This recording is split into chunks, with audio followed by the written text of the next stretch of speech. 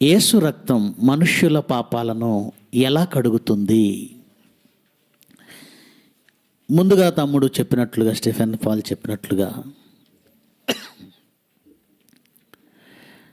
చాలామంది మత ఛాందసవాదులు యేసుక్రీస్తు రక్తము, ఆ రక్తము ద్వారా క్రైస్తవులకు లేదా మానవ జాతికి పాపక్షమాపణ అనే ఈ విషయంపై చాలా వివాదాలు సృష్టిస్తున్నారు, చాలా వివాదాస్పదంగా మాట్లాడుతూ ఉన్నారు.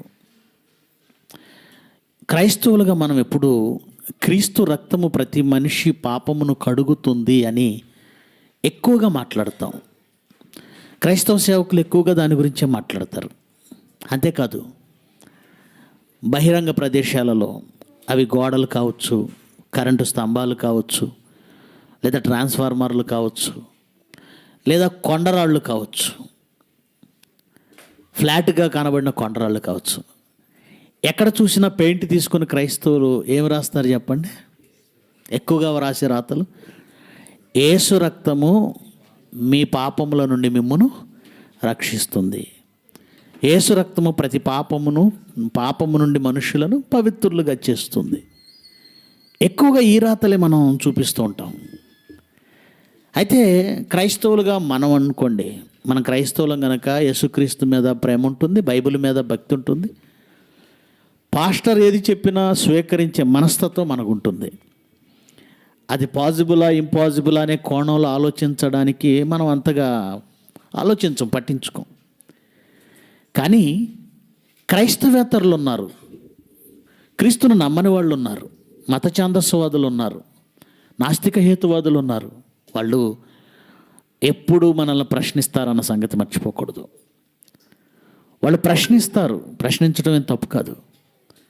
కానీ ఏ ప్రశ్న సమాజం నుంచి ఎదురైనా, అది బైబిల్ పైన, క్రీస్తు పైన, లేదా మన భక్తి పైన, దానికి సమాధానం చెప్పడానికి సిద్ధంగా ఉండవలసిన బాధ్యత దేవుడు మనకిచ్చాడు.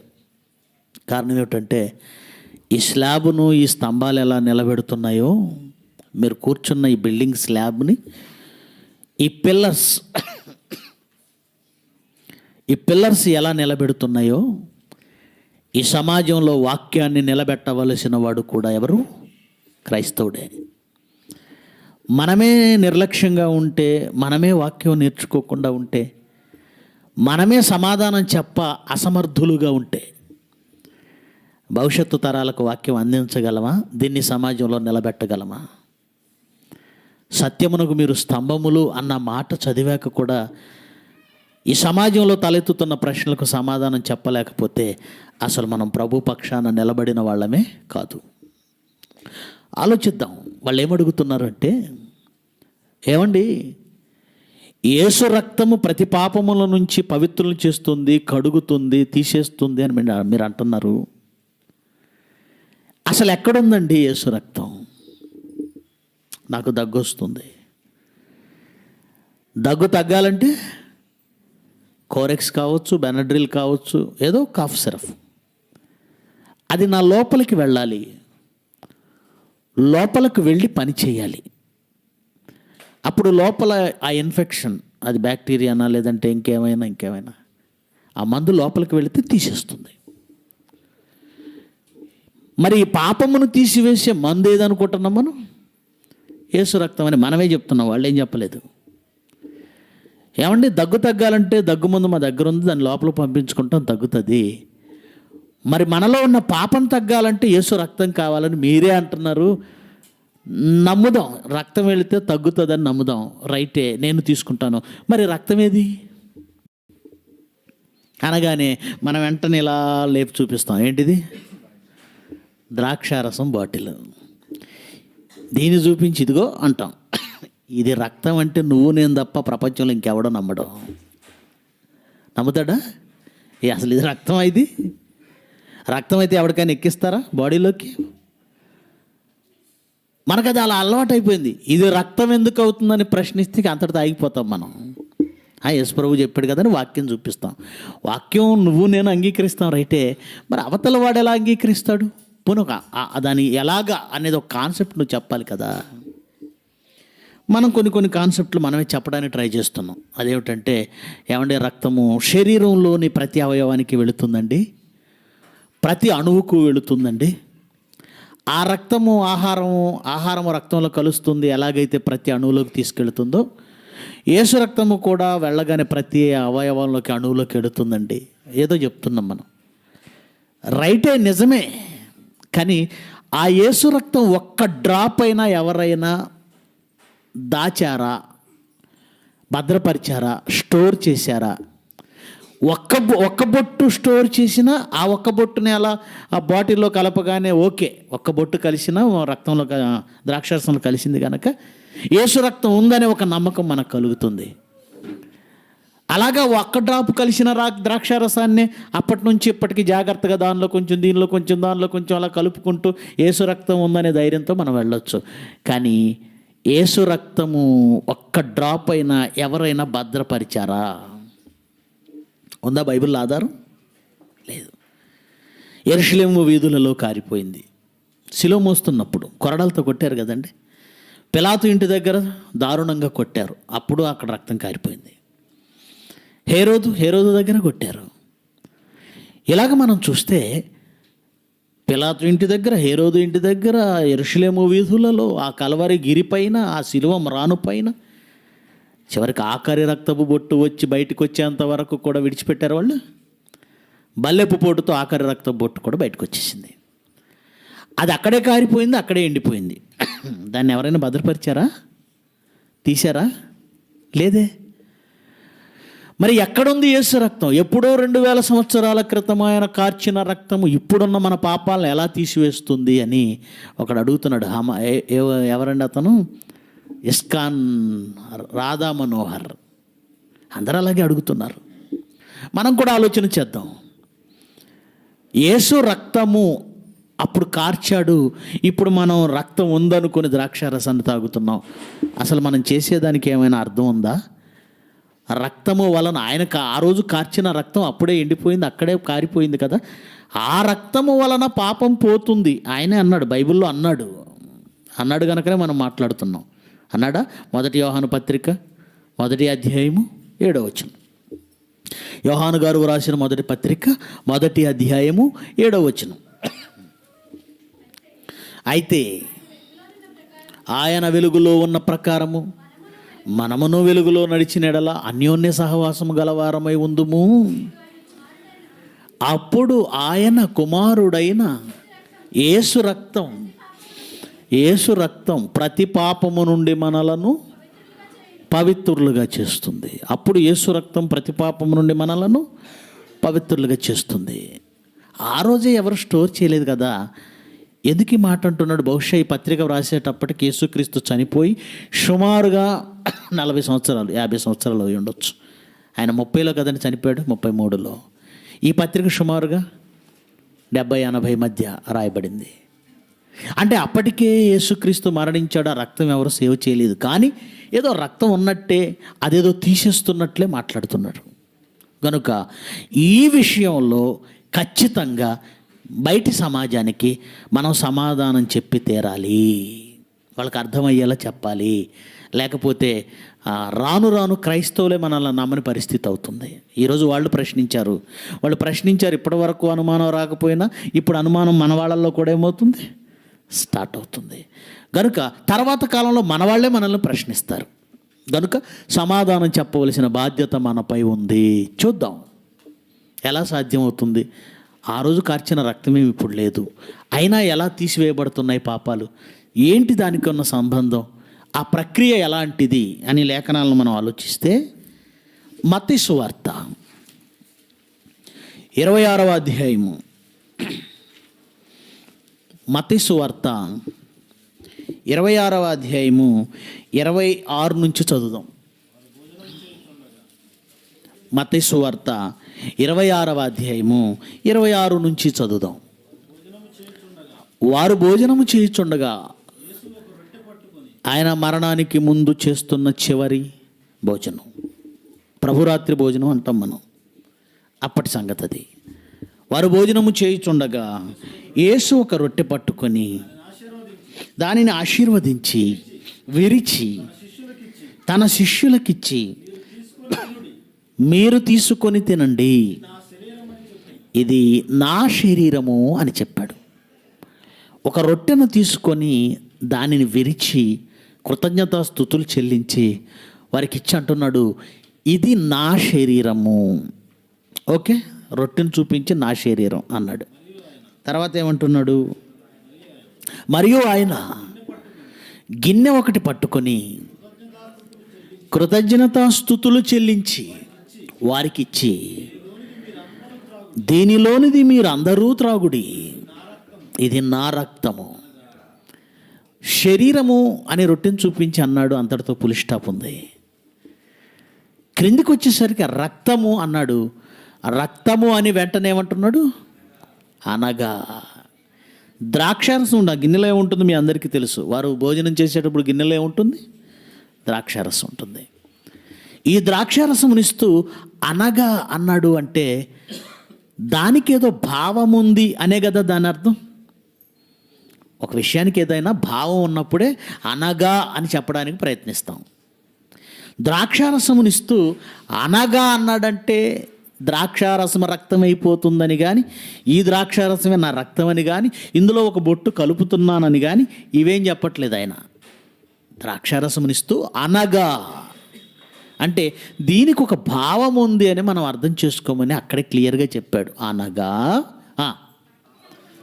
పాపక్షమాపణ నిమిత్తము అనేకుల కొరకు చిందింపబడుతున్న అది నిబంధన రక్తం. నిబంధన రక్తం, నిబంధన రక్తం.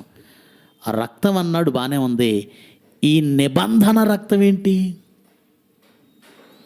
ఏదో ఉంది ఇక్కడ. నిబంధన రక్తం. నిబంధన అంటే కమిట్మెంట్ అంటాం, అగ్రిమెంట్ అంటాం, ఒప్పందం అంటాం, ఒడంబడిక అంటాం. ఈ పదానికి పర్యాయ పదాలు అవన్నీ. నిబంధన అంటే ఒప్పందం, ఒడంబడిక, అగ్రిమెంట్. రక్తం అంటున్నాడు, నిబంధన అంటున్నాడు, ద్రాక్షారసం చూపిస్తున్నాడు. మనకేదో అర్థమవుతున్నట్టుగా ఉంది కానీ ఇంకేం అర్థం కాలేదు, అలానే ఉంది బ్లాంక్గా. దీనిని అర్థం చేసుకోవడానికి మనం ఏం చేయాలి? బైబిల్ ఎప్పుడు కూడా అండి ఒక విషయం అర్థం కాకపోతే నెట్లోకి వెళ్ళి సెర్చ్ చేయకూడదు. చాలామంది ఈరోజు చేస్తున్న పెద్ద తప్పు, అందులో ముఖ్యంగా మనలో నుంచి బయటికి వెళ్ళిన వాళ్ళంతా ఏదో కొత్త విషయాలు చెప్తున్నారని చాలామంది చంకలు కొట్టుకుంటున్నారు. గుర్తుపెట్టుకోండి, బైబిల్లో ఒక వాక్యాన్ని డీల్ చేయటం కంటే గొప్పది ఏదీ లేదు. నెట్లో ఇన్ఫర్మేషన్ ఏముంది, ఎవడైనా తీస్తాడు, మత ఛందస్సువాది కూడా తీస్తాడు. నెట్లో ఇన్ఫర్మేషన్ చెప్పడం గొప్ప ఏం కాదండి. బైబిల్లో ఏం చెప్పాలో అయిపోయి చెప్పడం రాక లోకంలో కనబడిన భక్తుల జీవిత చరిత్రలు చెప్పుకుంటున్నారు చాలామంది. లోకంలో ఉన్నవాడు వాడు భక్తుడో కాదో మనకేం తెలుసు. బైబిల్లో ఉన్న భక్తులు అయితే పరిశుద్ధాత్మ సర్టిఫై చేసింది, ఖచ్చితంగా మనం చెప్పొచ్చు. కానీ లోకంలో ఉన్నవాళ్ళు పరిశుద్ధాత్మ సర్టిఫై చేసిందా? లేదు. మనకు అనవసరం. అలాగూ నెట్లో ఏదో ఇన్ఫర్మేషన్ దొరికితే దాన్ని చూసుకొని చెప్పటం గొప్ప అనుకుంటున్న వాళ్ళు గుర్తుంచుకోవాలి. మీరు కూడా గుడ్డిగా ఏమండి ఇక్కడ ప్రసంగాల కంటే అక్కడ ప్రసంగాలు టాప్గా ఉన్నాయండి. టాప్ అంటే ఏంటి? దాని కొలమానం ఏంటి? మెజర్మెంట్స్ ఏంటి? బైబిల్లో ఉన్నవా? ఏమో మీరు నాకు చెప్పాలి. బైబిల్ ఓపెన్ యూనివర్సిటీలో వచ్చే న్యూ టాపిక్స్ బయట ఎక్కడ రావు. వాళ్ళు చెప్పుకున్న అవే తిప్పి చెప్పుకుంటారు. పోనీ ఉంది ఒకటే అని చూపించండి, నేను ఛాలెంజ్ చేస్తున్నాను. అలాంటిది ఏదీ లేదు. బయటికి వెళ్ళిన ఎవడు ఇది ఒక క్రొత్త అంశం ఇప్పటి వరకు ఎవరు చెప్పండి అనేది బయటికి వెళ్ళినాడు ఎవరు తీయలేదండి, తీయడు కూడా. ఎందుకంటే ఈ దేవుడు ఎవరికి జ్ఞానం ఇచ్చాడో వాళ్ళు అహం చూపించినప్పుడు అది కట్ చేశాడు. మనం చూసాం, బైబిల్లోనే చూసాం. గనుక ఒక వాక్యాన్ని డీల్ చేయడానికి బయటికి వెళ్ళకూడదు. ఎక్కడికి వెళ్ళాలి? బైబిల్లోనే. నిబంధన అనే ఒక విషయాన్ని ప్రస్తావించాడు యేసుక్రీస్తు. మనకు కూడా తెలుసు, యేసుక్రీస్తు తన రక్తంతో ఒక నిబంధన చేశాడు. చేయలేదా?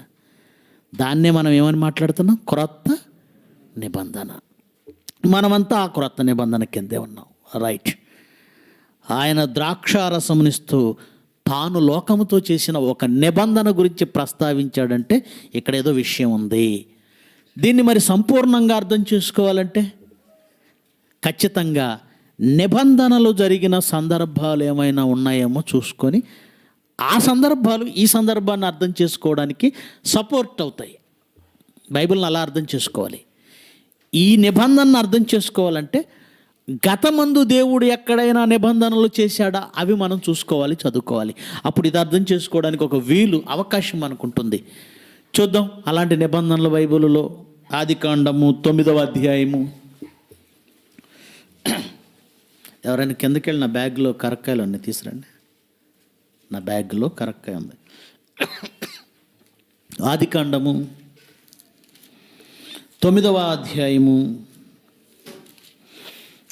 8వ వచనం నుంచి చదువుదాం. ఆదికాండము 9వ అధ్యాయము 8వ వచనం నుంచి. మరియు దేవుడు నోవహు అతని కుమారులతో, ఇదిగో నేను మీతోనూ మీ తదనంతరము మీ సంతానముతోనూ మీతో కూడానున్న ప్రతి జీవితోనూ, పక్షులేమి పశువులేమి, మీతో కూడా సమస్తమైన భూజంతువులేమి, ఓడలో నుండి బయటికి వచ్చిన సమస్త భూజంతువులతోనూ నా నిబంధనను స్థిరపరచుచున్నాను. నోవహు కాలంలో వచ్చిన జలప్రళయం ముగిసింది. జలప్రళయం ముగిసిన తర్వాత ఓడలో నుంచి వాళ్ళు బయటకు వచ్చారు. బయటికి వచ్చిన తర్వాత దేవుడు వారితో ఒక నిబంధన చేస్తున్నాడు. జలప్రళయం అయిపోయింది. జలప్రళయం అయిపోయిన తర్వాత ఓడలో నుంచి వచ్చారు. ఓడలో నుంచి వచ్చిన తర్వాత నోవహు కుటుంబం ఒక్కటే ఉంది వాళ్ళతో. ఆ తర్వాత జంతువులతో ఒక నిబంధన చేస్తున్నాడు. అదేమిటో చూడండి. నేను మీతో నా నిబంధనను స్థిరపరచుదును, సమస్త శరీరులు ప్రవాహముల జలముల వలన ఇకను లయపరచబడరు, భూమిని నాశనం చేయుటకు ఇకను జల ప్రవాహము కలగదు అని పలికెను. ఏమండి? తర్వాత అప్పటి వరకు జీవరాశి తుడిచిపెట్టబడినది దేనితో? జలప్రళయం వలనే జీవరాశి తుడిచిపెట్టబడింది. ఇప్పుడు వాళ్ళకి మాట ఇస్తున్నాడు. ఎందుకంటే రాగానే ఆ నోవహు ఒక బలిచ్చాడు. పవిత్రమైన పక్షులు, పవిత్రమైన గోవలు, వాటిని బలిస్తే వాటి ఇంపైన సువాసనను ఆగ్రానించి సంతోషపడిన దేవుడు ఆ రోజు వాళ్ళతో ఒక నిబంధన చేశాడు. నాయనా, ఇప్పుడు జరిగిన ఈ క్రూరమైన లేదా ఈ ఘోరమైన మారణకాండ లేదంటే ఈ వినాశనం, జలముల వలన ఇక నేను భవిష్యత్తులో ఇలాంటి వినాశనాన్ని జరిగించను. సమస్త భూజంతువులు, సమస్త మానవాళి, సమస్త జీవరాశి జలప్రవాహము వలన చావదు, అలాగూ అవి చచ్చునట్టు జలప్రవాహము కలుగదు. ఇది నా నిబంధన. నేను అగ్రిమెంట్ చేశాను, మీతో కమిట్ అవుతున్నాను, ఒప్పందం చేస్తున్నాను. ఇంకా జరగదన్నాడు. జలప్రళయం వల్ల జరగదు. తర్వాత మరియు దేవుడు నాకును మీకును మీతో కూడా ఉన్న సమస్త జీవరాశులకు మధ్య నేను తరతరములకు ఏర్పరుచుతున్న నిబంధన, ఇది తరతరాలకు నేను చేస్తున్న నిబంధన, ఆ నిబంధనకు గుర్తు ఇదే అన్నాడు. నిబంధనకి ఏముంటుందట? గుర్తు ఇదే అన్నాడు. ఏంటది? మేఘములో నా ధనస్సు నుంచి తిని. ఏముంచాడు మేఘంలో? ధనస్సు. ఏ ధనస్సు? ఆయనేమో నా ధనస్సు అంటాడు, మీరేమో ఇంద్రుడికి ఇచ్చేయండి. ఆయన నా ధనస్సు అన్నాడా, ఇంద్రధనస్సు అన్నాడా? అసలు ఇంద్రుడు ఉన్నాడా? మనకు అలవాటు అయింది కదండి. బైబిల్లో కూడా ఒక చోట ఇంద్రధనస్సు అని రాశారులేండి. మరి బైబిల్ రాసిన వాళ్ళు కూడా వాళ్ళే కదా, ఇక్కడ వాళ్ళే కదా, వాళ్ళు అందులో ఇరికించేశారు. అది దేవుని ధనస్సు. దేవుడు ఒక నిబంధన చేసి ఆ నిబంధనకు గుర్తుగా ధనస్సు నుంచాడు. మేఘములో నా ధనస్సు నుంచి తిని. ఎందుకు? నిబంధన ఒప్పందం చేశాడు, కమిట్మెంట్ మాటిచ్చాడు, ఒప్పందం చేశాడు. ఇక జలము వలన, ప్రవాహము వలన మనుషులు కానీ జీవరాశి కానీ చావరన్నాడు. నేను చేసిన నిబంధనకు ధనస్సులో నా ధనస్సు ఇదిగో మేఘంలో ఉంచాను అన్నాడు. గుర్తుంచాడు. ఎందుకో చదవండి. అది నాకును మీకును మధ్య నిబంధనకు గుర్తుగా ఉంటుంది. నిబంధనకు గుర్తు. భూమిపైకి నేను మేఘమును రప్పించినప్పుడు ఆ ధనస్సు మేఘంలో కనబడును. అప్పుడు నాకును మీకును సమస్త జీవరాశులకు మధ్యనున్న నా నిబంధనను. అమ్మయ్య, గుర్తు అని ఎందుకన్నాడంటే, గుర్తు అంటే ఏంటి? గుర్తు అంటే ఏంటి? జ్ఞాపకం చేసేది. జ్ఞాపకం చేసేదాన్నే ఏమంటారు? గుర్తు. భర్తకు తెలియకుండా డబ్బులు దేంట్లోనో దాచావు, అన్నీ ఒకే స్టీల్ డబ్బాలు ఉన్నాయి, ఒక 20 ఉన్నాయి. 20 దాంట్లో హడావుడిగా భర్త తెలియకుండా ఎందులో పెట్టావు కానీ తర్వాత నువ్వు తీసుకోవడానికి ఏ డబ్బాలని వెతికే టైము కష్టం కదా. అందుకని చిన్నది ఏదో పెడతాం, గుర్తు. ఎందుకు గుర్తు? నీకు జ్ఞాపకం చేయడానికి ఇదిగో ఇక్కడే పెట్టావు డబ్బులని. అంటే గుర్తు అనగానే జ్ఞాపకం చేసేది. గుర్తుపెట్టుకోండి. ఆయన ఎందుకు ధనస్సును ఉంచాడు అంటే, నేను ఒక నిబంధన నోవాహు కాలంలో చేశాను. ప్రవాహముగా జలములు వచ్చి జీవరాశిని నాశనం చేయకూడదు. నేను మేఘాన్ని, మనుషుల మీద కోపం వచ్చినప్పుడు విస్తారంగా మేఘాలను రప్పించినప్పుడు ఆ మేఘాలలో ధనస్సు కనబడగానే, ఓహో, ఒకనాడు నేను నోవాహుతో ఒక నిబంధన చేశాను కదా అని నేను జ్ఞాపకం చేసుకుంటాను అంటున్నాడంటే గుర్తు ఏం చేస్తుంది? గుర్తు ఏం చేస్తుంది? జ్ఞాపకం చేస్తుంది. మనసులో పెట్టుకోండి, ఇది ఇలా మనసులో పెట్టుకోండి. 31వ అధ్యాయానికి వెళదాం. అదే ఆదికాండం 31వ అధ్యాయము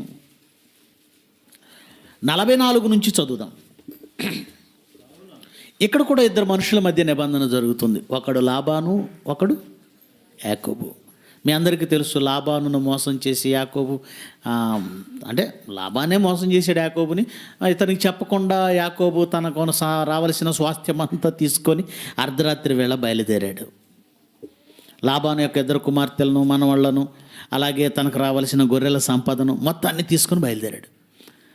తనను మోసం చేశాడని భావించిన లాబాను దొరికితే చంపేద్దాం అన్నంత కసితో బయలుదేరాడు. వెనకాల తరిమి తరిమి తరిమి తరిమి ఇక తెల్లవారితే వాళ్ళని పట్టాడు. లాస్ట్ ఆ రోజు రాత్రి కొండ మీద దేవుడు లాబానుకు వార్నింగ్ ఇచ్చాడు. ఏమని? నువ్వు యాకోబుతో మేలైనను కీడైనను మంచి అయినను చెడ్డైనను మాట్లాడద్దు. నా మనిషి యాకోబు, నువ్వు మాట్లాడితే మర్యాదగా ఉండదు. దేవుడు వార్నింగ్ ఇచ్చాడు. దేవుడు వార్నింగ్ ఇచ్చాక ఇంకేం చేయగలడు? అంతే కదండి. ఇక క్రిందకు వచ్చి మాట మార్చాడు చూడండి 44లో. అప్పటి వరకు చంపేద్దాం అనుకున్నవాడు ఏమంటున్నాడు చూడండి. కావున నేనును నీవును నిబంధన చేసుకుందాం రా, ఒక ఒప్పందం చేసుకుందాం. అది నాకును నీకును మధ్య సాక్షిగా ఉండునని యాకోబుతో ఉత్తరమియగా, యాకోబు ఒక రాయి తీసుకొని దాని స్తంభముగా నిలవబెట్టాను. నిబంధన అనగానే మళ్ళీ యాకోబు ఏం చేశాడు? ఓ రాయి తీసుకొని స్తంభంగా నిలవబెట్టాడు. తర్వాత బంధువులకు చెప్పాడు, రాళ్లను కూర్చండి అనగానే అతని భార్య కావచ్చు, అతనితో ఉన్నవాళ్ళు కావచ్చు, అందరూ రాళ్ళు తీసుకొచ్చి ఆ నిలబెట్టిన స్తంభంగా నిలబెట్టిన రాయి చుట్టూ ఈ రాళ్ళు కుప్పగా వేసేసారు. తర్వాత వాళ్ళట ఆ రాళ్ళ కుప్ప తెచ్చి అక్కడ వేశారట. వారు ఆ కుప్ప యొద్ద భోజనం చేశారు. లాబాను దానికి యగర్ సెహదోత అని పేరు పెట్టాడు. అయితే యాకోబు దానికి గలేద్ అని పేరు పెట్టాడు. ఇప్పుడు లాబాను మాట్లాడుతున్నాడు. నేను ఈ కుప్ప నాకును, నేడు ఈ కుప్ప నాకును నీకును మధ్య సాక్షిగా, అంటే వాళ్ళు ఒక నిబంధన చేసుకొని ఆ నిబంధనకు కూడా ఏం పెట్టేశారు? గుర్తు. ఒక గుర్తు. ఈ స్తంభం నిలబెట్టడం, దాని చుట్టూ రాళ్ల కుప్ప వేయటం, ఇదేమనుకుంటున్నారు మీరు? గుర్తు. ఏమని? చదవండి 49. అంతటా లాబాను, నీవు నా కుమార్తెలను బాధ పెట్టినను, నా కుమార్తెలను గాక ఇతర స్త్రీలను పెండ్లి చేసుకుని నన్ను చూడుము, మన యొద్ద ఎవడునూ లేడు కదా, నాకును నీకును దేవుడే సాక్షి అని చెప్పాను. మరియు లాబాను, నాకును నీకును మధ్య నేను నిలిపిన ఈ స్తంభము చూడుము, ఈ కుప్ప చూడుము, హాని చేయవలెనని నేను ఈ కుప్ప దాటి నీ యొద్దకు రాకను, నీవు ఈ స్తంభమును దాటి నా యొద్దకు రాకను ఉండుటకు ఈ కుప్ప ఈ స్తంభము సాక్షి. అంటే వీళ్ళ మధ్య జరిగిన ఒప్పందం ఏమిటంటే, నా బిడ్డలను బాధ పెట్టకూడదు, నా కుమార్తెలను కాక ఇంకెవరిని నువ్వు పెళ్లి చేసుకోకూడదు. తర్వాత భవిష్యత్తులో ఎప్పుడైనా నీ మీద నాకు కోపం వచ్చి నిన్ను చంపాలని నేను వచ్చినా, ఇప్పుడు మనం నిలబెట్టిన ఈ కుప్ప ఉంది, రాళ్ల కుప్ప, మన నిబంధనను మనకు జ్ఞాపకం చేస్తుంది. లాబాను, ఈ కుప్పను చూడగానే వెంటనే ఆ కుప్ప ఏమి జ్ఞాపకం చేస్తుంది? లాబాను, నీ అల్లుడికి నీకు ఒప్పందం అయింది కదా, అంతే, తన మాట జ్ఞాపకం చేసుకుని వెనక్కి వెళ్ళిపోతాడు. ఒకవేళ యాకోబుకి లాబాను మీద కోపం వచ్చి చంపేయాలని బయలుదేరితే ఆ కుప్ప దగ్గరికి రాగానే కుప్ప ఏం గుర్తు చేస్తుంది? వారి మధ్య జరిగిన ఒప్పందం, శాంతి ఒప్పందం. అది గుర్తు రాగానే యాకోబు వెనక్కి వెళ్ళిపోవాలి. 2 సందర్భాలు చాలు మనకి.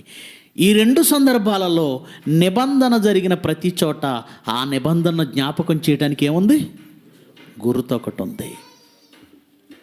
అలాగే మనం కూడా పెళ్ళిళ్ళలో నిబంధనలు చేస్తూ ఉంటాం. చేస్తామా చేయమా? వ్యాధి అందు, ఆరోగ్యమందు, కష్టమందు, సుఖమందు, కలిమియందు, లేమియందు నిన్ను మాత్రమే ప్రేమించి నిన్ను పోషించి నీకు మాత్రమే భర్తగా ఉందును. ఒప్పందం అంటారు దీన్ని, నిబంధన అంటారు దీన్ని. అప్పుడు పాస్టర్ గారు అడుగుతాడు, పెళ్లి పాస్టర్ గారు, నీ నిబంధనకు గుర్తుగా ఏం తెచ్చావు? అప్పుడు ఇలా జేబులోంచి తీస్తాడు. ఏంటిది? తాళిబొట్టు. అంటే తాను చేసిన నిబంధనకి ఇదేంటి? గుర్తు. తాళి కడతాడు. భవిష్యత్తులో ఎప్పుడైనా ఏమైనా వదిలించుకోవాలనే ఆలోచన వచ్చిందనుకోండి, ఆమె గుండెల మీద కనబడి ఈ తాడిబొట్టు ఏం చేస్తుంది? ఒరే వెధవా, నువ్వు ఆ రోజు నిబంధన చేశావు, నేనెవరు? నీ మాటలను గుర్తు చేయడానికే నేనున్నాను. నిబంధనకు రాజేంద్ర అని అంటుంటాడులేండి. అలా గుర్తు చేయటమే తప్ప దాంట్లో బలమే ఉండదు. కాపురం చల్లగా ఉండని ఫ్రిడ్జ్లో పెడతారట. నేనైతే చూడలేదు, నాకు ఎందుకో డౌట్ ఆయన మీదే.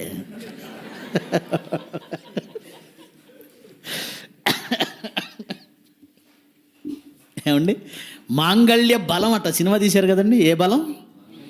మాంగళ్య బలం. ఈ సినిమాలు ఎలా ఉంటాయంటే, ఎక్కడో భర్త ఉంటాడట, ఇక్కడ ఈవిడ పువ్వు రాలగానే ఆయన పోతాడట. మొన్ననే మంగళగిరిలో ట్రాఫిక్లో వెళ్తున్నానండి నేను, కారు. ఒక ఆవిడ అలా దాడుతున్నప్పుడు టక్కన గులాబీ పువ్వు పడిందండి. ఆవిడ వెనక్కి తిరిగి తీసి పెట్టుకుంది. అదేంటి? పువ్వు పడగానే అలా ఆయనకి ఫోన్ చేసి ఉన్నావా పోయావా? ఎందుకంటే పువ్వు రాలిపోయింది. సినిమాలు ఎలా ఉంటాయి? ఆ సినిమాలు చూసి ఇన్స్పైర్ అయిపోయి మాంగళ్యంలో ఏముందట? బలం లేదు, పాడు లేదు. ఆయన వదిలేద్దాం అనుకుంటే ఇది ఆపుతుందా? అడ్డుకోగలదా? మరి ఏం చేయగలదు? గుర్తు తెచ్చుకోవాలి. గుర్తు చేస్తుంది.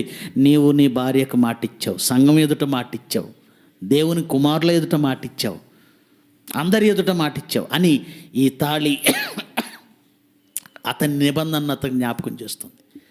అంటే నిబంధన ఉన్న చోట గుర్తు ఉంటుంది. అది వారి నిబంధనను వారికి జ్ఞాపకం చేస్తుంది. ఇది మీకు అర్థమైతే యేసుక్రీస్తు ఆ రోజు ద్రాక్షారసం ఇచ్చి ఏమన్నాడు తెలుసా? ఇది నా నిబంధన రక్తం. అంటే ఇదేంటన్నమాట? ఇదేంటో నేను చెప్పడం ఎందుకు, మీరే చూడండి. 1 కొరింథీ 11వ అధ్యాయము 23వ వచనం నుంచి. 1 కొరింథీ 11వ అధ్యాయము 23వ వచనం నుంచి. నేను మీకు అప్పగించిన దానిని ప్రభువు వలన పొంది తిని, ప్రభువు అయిన యేసు తాను అప్పగింపబడిన రాత్రి ఒక రొట్టెనెత్తుకొని కృతజ్ఞతాస్తుతులు చెల్లించి దానిని విరిచి, ఇది మీ కొరకైన నా శరీరం. ఎందుకు చేయాలన్నాడో జాగ్రత్తగా మనసు పెట్టి చదవాలి. నన్ను జ్ఞాపకం చేసుకొనుటకై దీనిని చెయ్యండి. అంటే దీనిని చెయ్యగానే మనకు ఏమొస్తుంది? జ్ఞాపకం వస్తుంది. దీనిని చెయ్యగానే మనకు ఏమొస్తుంది అంటే, ఈ రొట్టె ఏంటనమాట? జ్ఞాపకము చేసేది. అర్థమైందా? ఈ రొట్టె ఏంటి? జ్ఞాపకము చేసేది. తర్వాత ద్రాక్షరసం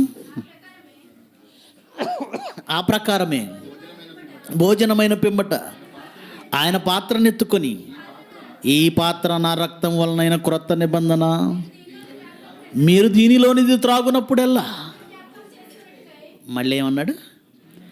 నన్ను జ్ఞాపకం చేసుకొనుటకై. ఇది కూడా ఏంటన్నమాట?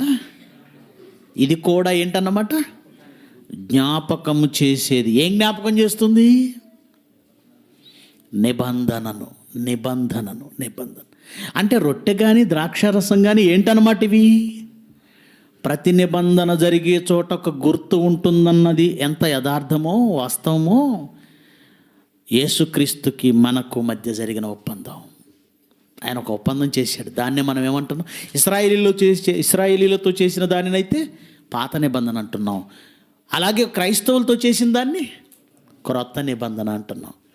మనతో ఆయన నిబంధన చేశాడు. నిబంధన అంటే ఇరు వర్గాల వాళ్ళు చెప్పే మాటలు ఉంటాయండి. అంటే ఇద్దరి మాట ఉంటుంది. దేవుడు మనతో చేసిన నిబంధన, మనతో చేసిన ఒప్పందం, మనం దేవుడితో చేసిన ఒప్పందం, రెండు ఉంటాయి. ఆయన మనతో ఏం చేశాడు చూద్దామా? హెబ్రీయులకు రాసిన పత్రిక 8వ అధ్యాయం. మనతో ఆయన ఏమని ఒప్పందం చేశాడు? హెబ్రీ పత్రిక 8వ అధ్యాయము 10వ వచనం.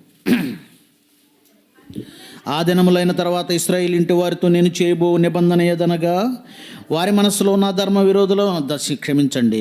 విధుల నుంచెదను, వారి హృదయముల మీద వాటిని వ్రాయుదును. నేను వారికి దేవుడినయుందును, వారు నాకు ప్రజలయుందురు. వారిలో ఎవడో ప్రభువును తెలుసుకున్నాడని తన పట్టణస్తునికైనా తన సహోదరునికైనా ఉపదేశం చేయుడు. వారిలో చిన్నలు మొదలుకొని పెద్దల వరకు అందరూ నన్ను తెలుసుకొందురు. నేను వారి దోషముల విషయమై దయగలిగి వారి పాపములను ఇక ఎన్నడును, అది ఆయన ఇచ్చిన మాట ఏంటంటే, నేను వారి పాపముల విషయమై దయగలిగి వారి దోషములను ఇక ఎన్నడును జ్ఞాపకం చేసుకొనను. ఆయన చేసిన ఒప్పందం ఏంటి? మీ పాపములను జ్ఞాపకం చేసుకొనను. ఇప్పుడు నిబంధనలో ఉన్న ప్రతి గుర్తు ఏం చేస్తుంది? జ్ఞాపకం.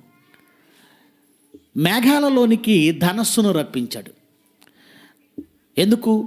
జలప్రవాహముతో సమస్త జీవరాశి నోవాహు కాలంలో తుడిచిపెట్టబడినట్లు ఇక భవిష్యత్తులో ఎప్పుడు అలా జరగదని మాటిచ్చాడు. భవిష్యత్తులో ఎప్పుడైనా మానవ జాతి మీద కోపం వచ్చి ఆయనకు ప్రచండమైన ఆయన తుఫాను, ప్రచండమైన ఆయన మేఘాలు ఈ భూమి మీద కమ్ముకున్నాయనుకోండి, మేఘంలో ధనస్సు వస్తుంది. ఆ ధనస్సు ఆ ప్రళయాన్ని ఆపగలదా? మీరే చెప్పాలి. ఆపగలదా? మరి ఎవరు ఆపాలి? ఆ ధనస్సును చూసి తన నిబంధనను జ్ఞాపకం చేసుకొని దేవుడు ఆపవలసి ఉంది. ఇది మీకు అర్థమైందా? అంటే గుర్తు ఏం చేయగలదు? కేవలం వారి నిబంధనలు వారికి జ్ఞాపకం చేస్తుంది తప్ప ఆపే శక్తి దానికి. అలాగే యాకోబుకి లాబానుకి మధ్య జరిగిన ఒప్పందాన్ని కూడా మీరు చూస్తే ఈ సాక్షి కుప్ప ఏం చేయగలదు? వాళ్ళ ఆవేశాలను ఆపి వాళ్ళను వెనక్కి పంపించగలదా? మరి ఏం చేస్తుంది? ఎవరి మాటను వారికి జ్ఞాపకం చేస్తుంది. అలాగే మనం ఆదివారం తీసుకుంటున్న ఈ రొట్టె, ఆదివారం తీసుకుంటున్న ఈ రక్తం ఏం చేస్తుందో తెలుసా? దేవుడు మనతో చేసిన నిబంధనను దేవునికి జ్ఞాపకం చేస్తుంది. మనము దేవునితో చేసిన నిబంధన ఉంది. అదేమిటంటే, మా సహోదరుల నిమిత్తం మేము ప్రాణం పెడతాం అని మనం కూడా కమిట్ అయ్యాం. ఎక్కడ కమిట్ అయ్యామండి అంటారా? అయితే చూడండి, 1 యోహాను 3వ అధ్యాయం 16వ వచనం. 1 యోహాను 3వ అధ్యాయం 16. ఆయన మన నిమిత్తము ప్రాణము పెట్టెను గనక ఈ రొట్టె ఈ ద్రాక్షసం నిన్నెందుకు తాగమన్నాడో తెలుసా? జబదే కుమారులు ఇద్దరు వచ్చి చెరవ పక్క సీటు కావాలన్నారట మంత్రి పదవులు. అప్పుడు ఆయన అన్నమాట ఏంటి? నేను త్రాగబో గిన్నెలోనిది మీరు. అంటే అర్థం ఏంటి? ఆయన ఎలాగైతే మరణించాడో మీరు కూడా మరణించాలని ఆ రోజే చెప్పాడు. మనము రొట్టె ద్రాక్షరసం తీసుకుంటున్నామంటే దాని అర్థం ఏంటంటే, ఆయనకు మాట ఇచ్చాం. వాళ్ళు అన్నారు ఆ రోజు త్రాగలం అని. మనం బాప్తిజం తీసుకున్నామంటే దాని అర్థం ఏంటో తెలుసా? మనం కూడా దేవుడితో ప్రమాణం చేశాం. తండ్రి, నీకోసం ఇదిగో ఈ బాప్తిజంలో ఇలా సమాధి చేయబడ్డావు, ఇది ప్రమాణం మాత్రమే. ఇలాగ నీకోసం సమాధి చేయబడతాను అని నువ్వు మాట ఇవ్వడమే బాప్తిజం. చాలామందికి అది అర్థం కాదు. బాప్తిజంలో ఏం చేస్తున్నారు? సేవకుడు ఏం చేస్తాడు? నిన్ను సమాధి చేస్తాడు నీళ్ళల్లో. ఎందుకో తెలుసా? నీ కోసము నా సహోదరుల కోసం ఇలా సమాధి అయిపోవడానికి నేను సిద్ధపడ్డాను అని దేవుడితో నువ్వు ప్రమాణం చేయటం. అది గనుక ఏమంటున్నాడు చదవండి, 1 యోహాను 3వ అధ్యాయం 16వ వచనం. ఆయన మన నిమిత్తము ప్రాణము పెట్టెను గనుక దీని వలన ప్రేమ ఎట్టిదని తెలుసుకొనుచున్నాము. మనము కూడా సహోదరుల నిమిత్తము ప్రాణము పెట్ట బద్ధులు అంటే ఏంటి? బద్ధులు అంటే ఏంటి? నువ్వు ఒప్పందమయ్యావు అని అర్థం. బద్ధుడవు అయ్యావంటే, బద్ధుడవు అంటే కమిట్ అయ్యావు, ఒప్పందం చేశావు. ఇప్పుడు ఈ రొట్టె ద్రాక్షారసము ఏం చేస్తుంది అంటే, నీ కోసం, నీ నా సహోదరుల కోసం ప్రాణం పెడతాను అని నువ్వన్న మాటను నీకు జ్ఞాపకం చేస్తుంది. వారి పాపముల విషయమై దయగలిగి నేను వారి దోషములకి ఎన్నడూ జ్ఞాపకం చేసుకోను అన్న మాట ఆయనకు జ్ఞాపకం చేస్తుంది. అంటే ఈ రొట్టె ద్రాక్షారసం తీసుకోగానే నీ నిబంధన నువ్వు జ్ఞాపకం చేసుకుంటూ దేవుని నిబంధన దేవునికి జ్ఞాపకం చేయటం ద్వారా ఆయన తాను ఇచ్చిన మాట ప్రకారము నీ పాపములను ఆయన తీసేస్తున్నాడు. అర్థమైందా? కార్యక్రమం అర్థమైందా? అంతేనా? నువ్వు తీసుకునే ద్రాక్షారసంలో మందు ఉండేది లోపలికి వెళ్ళిపోగానే ఆటోమేటిక్గా నీ పాపాలు పోతున్నాయా? మీరే చెప్పండి. ఈ నిబంధన రక్తము అంటే ద్రాక్షారసము నువ్వు తీసుకోగానే దేవుడు పాపాలు తీసేస్తున్నాడు, అంతేనా? ఆటోమేటిక్గా అది లోపలికి వెళ్ళగానే పాపాలు పోతాయా? కాదు. ఇవి నీకు జ్ఞాపకం చేస్తాయి. నీకు తండ్రికి మధ్య, నీకు క్రీస్తుకున్న మధ్య ఒప్పందాన్ని జ్ఞాపకం చేసే గురుతులు మాత్రమే. గురుతులు మాత్రమే. గురుతులు మాత్రమే. గురుతులు మాత్రమే. ఇశ్రాయేలీలు ఐగుప్తు దేశం నుంచి దాటి వస్తున్నారు. ఆ రాత్రి దేవుడు మోషేతో ఒక మాట చెప్పాడు. పవిత్రమైన ఒక పశువుని, గొర్రెపిల్లను వధించి ఆ గొర్రెపిల్ల రక్తాన్ని ఆ ద్వారబంధముల మీద నిలువు కమ్మికి, అడ్డ కమ్మికి పోయమన్నాడు. సంహారదూత ఐగుప్తు దేశంలో దిగాడు. ఏ గుమ్మము పైన, ఏ ద్వారబంధం పైన ఆ రక్తము కనబడుతుందో ఆ గుమ్మాన్ని దాటిపోయాడు. ఇప్పుడు నేను మాట అడుగుతాను మిమ్మల్ని, ఇశ్రాయేలీలను ఆ రక్తము కాపాడిందా? సహజంగా మనం ఏమంటాం, రక్తం కాపాడిందండి అంటాం. రక్తం కాపాడిందా, కేవలం అది గుర్తు చేసిందా? మీరు ఆలోచించి వివేచనతో చెప్పండి. గుర్తు. ఆ గుర్తు, ఆ రక్తాన్ని చూసి ఈ సంహారదూత దాటిపోయాడు. దాన్నే పస్కా అంటారు దాన్ని. ఓకే, అర్థమవుతుంది కదా మీకు? ఇంకొకటి చెప్తాను. వేగుల వారు వచ్చారు ఎరుకో పట్టణం నాశనానికి ముందు. దాన్ని వేగు చూడడానికి మరి యెహోషువ పంపించాడు. మరి రాహాబు వేష దగ్గర చేరారు. వెనకాల సైనికులు వచ్చారు. వాళ్ళను పైన జమ్ములో దాచింది. వాళ్ళని పంపించేసింది. ఇదిగో ఈ దిక్కుగా వెళ్ళారు, మీరు వెళితే వాళ్ళని తరిమితే పట్టుకుంటారని వాళ్ళని మార్గం తప్పించింది. వాళ్ళ దృష్టి మరల్చింది, పంపించేసింది. వాళ్ళని దింపి వాళ్ళతో మాట్లాడుతుంది. మీ దేవుడైన యెహోవా శక్తిమంతుడని, ఐగుప్తులో చేసిన అద్భుతాలు, ఆ ఎర్ర సముద్రాన్ని పాయలు చేయటం, సీహోను ఓగు అనే రాజులను ఓడించటం, అబ్బబ్బా ఒకటి కాదు. మీ దేవుడు పరాక్రమవంతుడు. ఆకాశమందు కానీ భూమి మీద కానీ ఆయనే దేవుడు. అటువంటి దేవుడు ఇంకెక్కడా లేడు అని ఒక మాట చెప్పింది. నేను మిమ్మల్ని కాపాడాను కదా, మీరు ఈ పట్టణాన్ని పట్టుకుంటారని మాకు తెలుసు, దీన్ని తగలబెట్టేస్తారని మాకు తెలుసు, మీ దేవుడైన యెహోవా దీన్ని మీకు అప్పగిస్తాడని మాకు తెలుసు. ఈ పట్టణాన్ని మీరు పట్టుకునేటప్పుడు నన్ను, నా కుటుంబాన్ని కాపాడతారా? మాట ఇవ్వండి. వేశ్య అయిన తనను, తన కుటుంబాన్ని కాపాడుకుంది. మీరు సింగిల్గా వచ్చి ఉంటారు, స్కూటర్ మీద ఈయన, ఆటోలో ఈవిడ. పాట మాత్రం నేను నా ఇంటి వారము. ప్రతి వారం ఒక పాట పాడతాడు ఈయన. అంకులు ఆంటీ గారు ఏరియా అన్న. రాలేదయ్యా అన్నాడు. మరి పాట ఏం పాడాడు? నేను నా ఇంటి వారము యెహోవాను సేవింతము. మరి నీ ఇంటివారు ఏరి? మీ తల్లిదండ్రులు ఏరి? మీ బాబాయ్ పిన్ని ఏరి? మేనత్త మేనమామ ఏరి? ఒక కార్యక్రమం జరుగుతుంటే కుటుంబం అంతటిని లాక్కొస్తారా? అబ్బే, పెళ్ళట, పెళ్ళికూతురు బట్టలు తీయాలట. మొత్తం 50 మంది బయలుదేరారు. ఎక్కడికి? షాపింగ్కి. మళ్ళీ ఇందులో ఒక ఆవిడికి చెప్పడం మర్చిపోతే ఆవిడ అలగడం. దేనికమ్మా? పెళ్లి కూతురు మ్యాచింగ్ చూడడానికి కూడా పిలవాలట. మరి సువార్తకి సెమినార్ ఉందా రమ్మని మీరు పిలవరు, పిలిచిన వాళ్ళు రారు. చెప్పలేదని అసలు బాధపడరు. మాకెందుకు చెప్పలేదు అనేవాళ్ళు ఎవరు లేరు. అమ్మ చెప్పకుండా ఉంటేనే బెటర్. మనకంటే వేశ్యే బెటర్ కదండి. దేవుడు అందుకే వేశ్య అయినా పర్లేదు కానీ నీలాంటి వేషధారి వద్దనుకున్నాడు. కనుక వేశ్య అయినా ఏమనుకుంది, నా కుటుంబం అంతా కాపాడుకోవాలి. అప్పుడు వాళ్ళు ఇచ్చినటువంటి ప్లాన్ ఏంటో తెలుసా? ఈ ఎర్రని దారాన్ని ఇంటి కిటికీకి కట్టు. ఎందుకంటే ఆమె ఇల్లు ఎక్కడుంది? ప్రహరీ పైన ఉందట. ప్రాహారం అంటే ఆ చైనా వాళ్ళు ఎలాగైతే చైనా దేశం చుట్టూ ఉందో ఆ ఎరుకో పట్టణం చుట్టూ పెద్ద గోడ.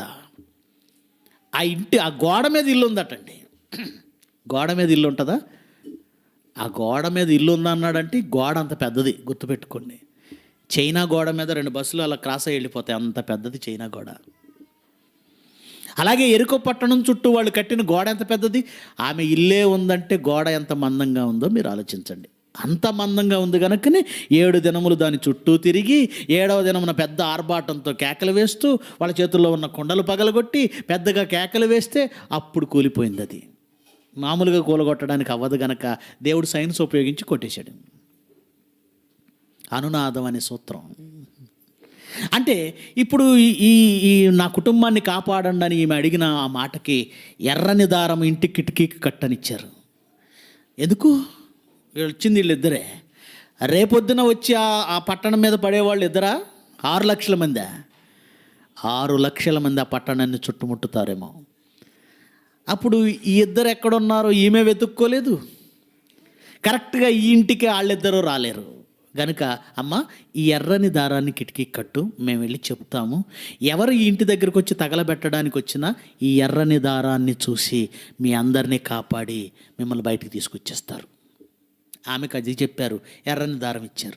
ఇశ్రాయేలీయుల దగ్గరికి వెళ్ళారు. ఇదిగో మమ్మల్ని కాపాడిన ఒక ఆవిడ ఉంది రాహాబు, ఏ ఇంటి కిటికీకి ఎర్రని దారము కనబడుతుందో మీరు ఆ ఇంట్లో వారిని కాపాడండి అని వాళ్ళకి చెప్పారు.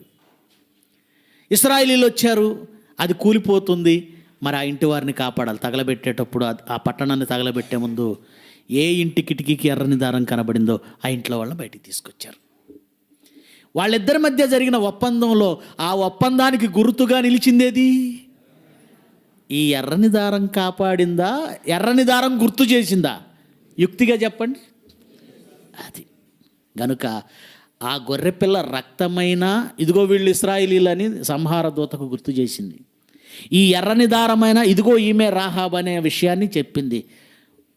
ఏమండి, ఆ ధనస్సు అయినా ఇదిగో నీ నిబంధన తండ్రి, నువ్వు నిబంధన చేసావు నోవాహు కాలం అని తండ్రికి గుర్తు చేస్తుంది. యేసుక్రీస్తు అన్నాడు, ఈ పాత్రలోనిది నా నిబంధన రక్తం.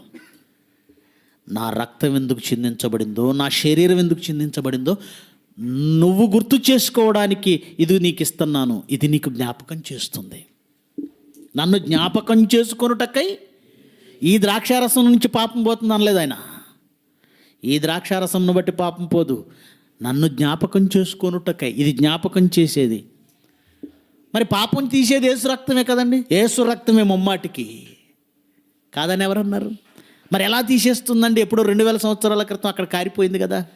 అక్కడ కారిపోతే మాత్రం పాపం తీయటానికి నీలోకి వచ్చి నీలో రక్తంలో కలవాలా? నో. ఆ ప్రాసెస్ ఎలా? మరి మనమే మాట్లాడుతూ అంటాము, ఏమండి ఎంతోమంది స్వాతంత్ర సమర యోధుల రక్త తర్పణ ఈరోజు మనకు స్వేచ్ఛావాయువులు పీల్చడానికి కారణమైందండి. ఈరోజు మనం స్వేచ్ఛావాయువులు పీలుస్తున్నామంటే ఆ మహనీయుల రక్తమే అంటామా అనమా? వాళ్ళ రక్తం కూడా అక్కడే కారిపోయింది కదా. ఆ రక్తం వచ్చి మనకి స్వేచ్ఛ ఇవ్వడం కాదండి. ఆ రక్త తర్పణ త్యాగం ఉందే, ఆ త్యాగము వలన తండ్రి మనల్ని క్షమిస్తున్నాడు. అది మన పాపాలను క్షమించవలసింది ఎవరు? తండ్రి. ఎందుకు క్షమించాడు? యేసుక్రీస్తు రక్తమును చిందించి ప్రాణత్యాగం చేశాడు గనక ఆ ప్రాణత్యాగమును చూసిన తండ్రి మన పాపములను క్షమిస్తున్నాడు. ఆ త్యాగమును గౌరవిస్తూ ఆ త్యాగములోనికి మనము కూడా ప్రవేశించటమే ఈ రొట్టె ద్రాక్షారసం తీసుకోవడం. ఎప్పుడైతే రొట్టె ద్రాక్షారసంను తీసుకుంటున్నావో ఆ ప్రభు యొక్క త్యాగాన్ని నువ్వు అంగీకరిస్తున్నావని, అలాగే నేను అనేకుల కొరకు త్యాగమైపోతాను అని నువ్వు తండ్రికి సంకేతాలు పంపిస్తున్నావు. అప్పుడు తండ్రి నేను వారి దోషముల విషయమై దయగలిగి వారి పాపములకి ఎన్నడను అది తండ్రి చేస్తున్నాడు.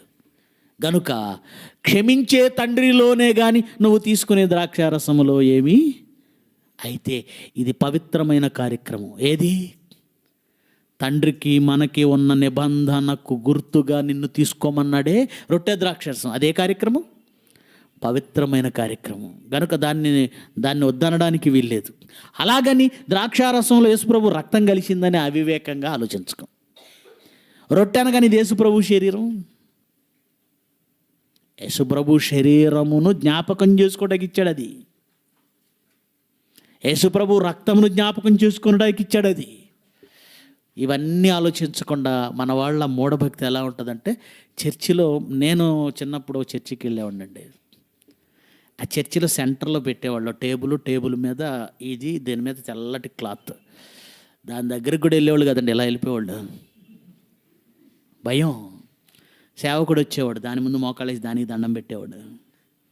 తర్వాత అనౌన్స్మెంట్, వారం అంతా పరిశుద్ధంగా ఉన్నవాళ్ళు దీని దగ్గరికి రండి అనేవాడు. వారం అంతా పరిశుద్ధంగా ఉన్నవాళ్ళ అంటే ఎలా ఉందంటే, జ్వరం లేని వాళ్ళు వచ్చి ఈ పారాసిటమాల్ వేసుకోండి. ఏమండి, అది ఎందుకు ఇచ్చాడు? ఆ నిబంధనలో నువ్వు తండ్రి నిబంధనకు తల వంచుతున్నావని తండ్రికి సంకేతాలు. అప్పుడు ఆయన దాన్ని జ్ఞాపకం చేసుకొని నీ పాపాలు తీస్తాడు. ఇది జరిగితేనే ఆయన నీ పాపాలు తీస్తాడు. అర్థమవుతుంది కదా? గనుక ఎలా కడుగుతుందండి యేసు రక్తం అంటే? కడుగుతుంది. ఇది తండ్రి మనకిచ్చిన మాట. యేసుక్రీస్తు త్యాగము చేయటం వలననే ఆ రక్తమును చూసిన తండ్రి ఆయనను బట్టి మనల్ని క్షమించాడు. ఎందుకంటే అందరి నిమిత్తము ఒకడు మరణించాడు గనక అందరూ అతని యందు ఏమైపోయారన్నాడు? మృతి పొందారు. ఎలా తీశాడో కూడా చెప్పాడండి. ఎగ్జాంపుల్ కొరింథీయులకు రాసిన ముందు రోమాపత్రిక చూద్దాం. రోమాపత్రిక 6వ అధ్యాయము 7వ వచనం. రోమాపత్రిక 6వ అధ్యాయం 7వ వచనం. చనిపోయినవాడు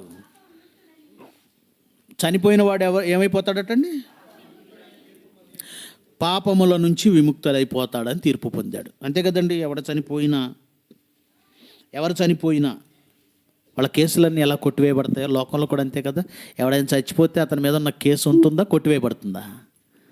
దేవుడు కూడా అదే అన్నాడు ధర్మశాస్త్రం ప్రకారం. చనిపోయిన వాడు పాప విముక్తుడు. మరి చచ్చిపోతే నేరుగా అయితే నరకానికి వెళతారు కదండి. అందుకే దేవుడు ఒక పద్ధతి పెట్టాడు. నాయన, నువ్వు చచ్చిపోకుండానే చనిపోయిన వాడి జాబితాలోకి వెళ్ళాలి. లోకంలో చాలామంది చట్టాన్ని మోసం చేస్తారు. ఎలాగో తెలుసా? వీడు బ్రతికే ఉంటాడు కానీ రికార్డులో ఏం సృష్టిస్తాడు నేరస్తుడు? పలానా యాక్సిడెంట్లో చచ్చిపోయినట్టుగా సృష్టిస్తాడు.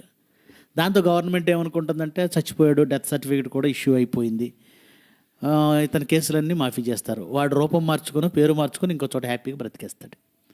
ఇది లోకంలో చట్టాన్ని చేసే మోసం. చచ్చిపోయాడు కనుక కేసులన్నీ పోయాయి, పాపాలన్నీ పోయాయి. దేవుడైతే మోసం కాదు కానీ ఆయనే ఒక పద్ధతి ప్రవేశపెట్టాడు.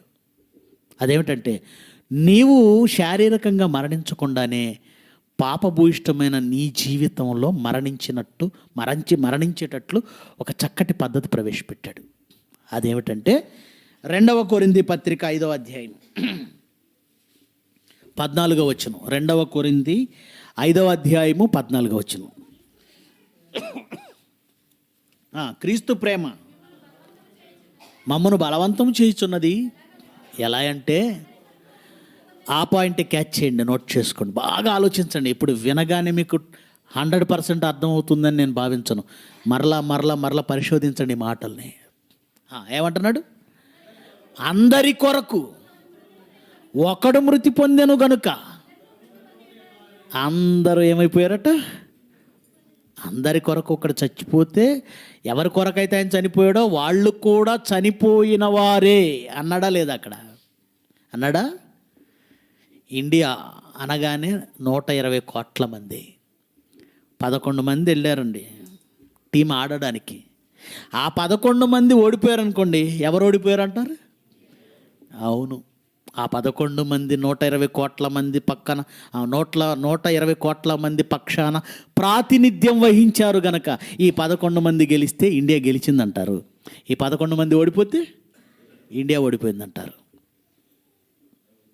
అర్థమైందా?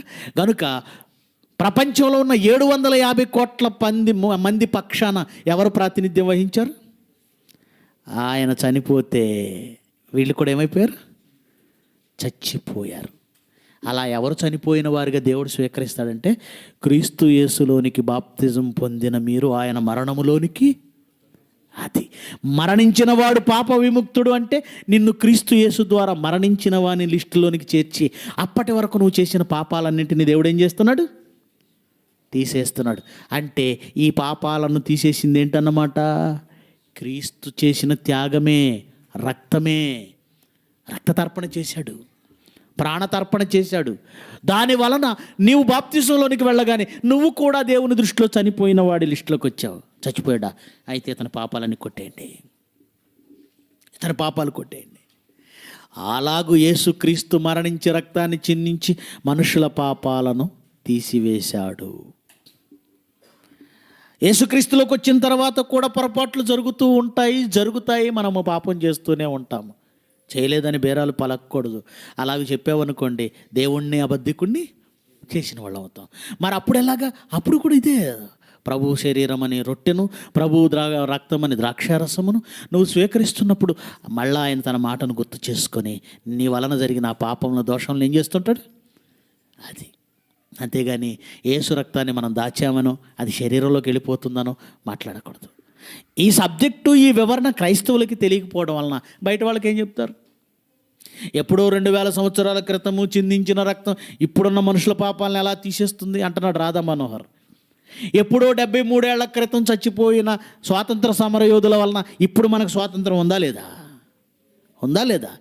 ఎప్పుడో అర్ధరాత్రి 1947 అర్ధరాత్రి ఆగస్టు 15 వాళ్ళు ఒక చిన్న సంతకం పెట్టారు. వాళ్ళు ఎవడో సంతకం పెడితే ఇప్పుడు ఎలా జల్లుతుంది అంటావా? ఇదిగో మీ దేశాన్ని మీకు విడిచిపెట్టి వెళుతున్నాం, ఇక నుంచి మా అధికారం పెత్తనం ఈ దేశం మీద ఉండదు, మీరు స్వతంత్రంగా పరిపాలించుకోండి అని వాళ్ళు సంతకం పెట్టి వెళ్ళిపోయారు. అది ఇప్పటికీ చెల్లుతుందో చెల్లదా? 73 ఏళ్ళు కాదు, 7000 సంవత్సరాలైనా అది చెల్లుతుంది. ఒక మనిషిగా నువ్వు చేసిందే తరతరాలు చెల్లితే యేసుక్రీస్తు చేసిన త్యాగము వలన తరతరాలు ఆ నిబంధనలోనికి వస్తారా రారా? అది. ఇప్పుడు చెప్పండి, నిబంధనలో ఏం జరుగుతుంది? యేసుక్రీస్తు చేసిన త్యాగమును చూసి తండ్రి మనకు మాటిచ్చాడు, మీ దోషములను నేను తీసేస్తానని. ఆయన నిబంధనను ఆయనకు మనం జ్ఞాపకం చేస్తున్నాం. ఏ కార్యక్రమం ద్వారా? రొట్టె ద్రాక్షారసం ద్వారా. ఈ విధముగా మనుషుల పాపాలను యేసు రక్తము కడుగుతుంది. ఒక ఆయన అడిగాడండి, మీరు పాప క్షమాపణ నిమిత్తం ప్రతివాడు యేసుక్రీస్తు నామమున బాప్తిజం పొందండి, అప్పుడు పాపాలు పోతాయి అన్నాడా పేతురు?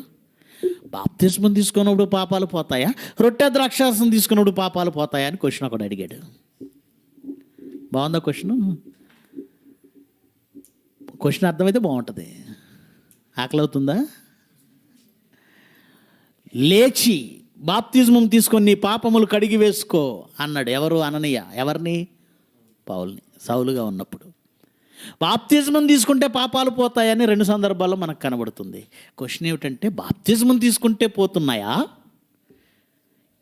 రొట్టె ద్రాక్షసం తీసుకుంటే పోతున్నాయా? రెండిటికి పోతున్నాయి. ఈ రెండిట్లో పోవటానికి ప్రధాన కారణం ఆయన ఆల్రెడీ రక్తాన్ని చిందించాడు గనుక పుట్టినది మొదలుకొని యేసులోనికి బాప్తిజంలోనికి వచ్చేంతవరకు చేసిన పాపాలన్నీ బాప్తిజంలో పోతున్నాయి. అక్కడ నుండి క్రీస్తు మనిషిగా నువ్వు వచ్చిన తర్వాత కూడా నీ వలన జరిగే అనేక దోషాలు, పాపాలకు రొట్టె ద్రాక్షారసం వలన పోతున్నాయి. ఓకే.